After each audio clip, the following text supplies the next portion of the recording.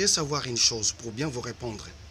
Les enjeux électoraux, ce sont des enjeux en caractère faculté socio-politique et socio-traditionnel. Parce que pour être candidat avant de peser, vous devriez avoir une base, une source.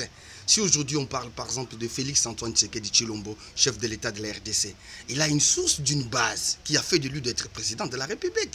Et si nous parlons par exemple de l'honorable Jean-Claude Mvemba, qui veulent être aujourd'hui désignés par la population de la contrée Congo, qui veulent que Jean-Claude Mvemba puisse être candidat président de la République, nous devrions commencer à savoir que c'est une base qui le recommande. Parce que nous devrions savoir en politique que veut le peuple. Parce que sans le que veut le peuple, nous ne ferons rien. Nous tournerons en cercle vicieux. Donc les enjeux électoraux, c'est une faculté socio-traditionnelle et sociopolitique.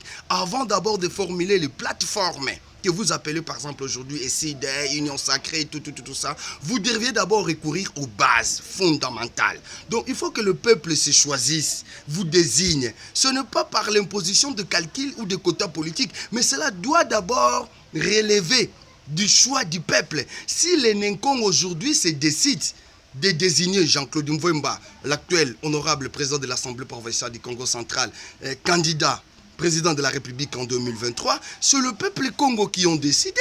Et maintenant, c'est à son tour le président Jean-Claude Mvemba qui va mesurer par rapport aux quotas politiques et par rapport à sa vision élargie.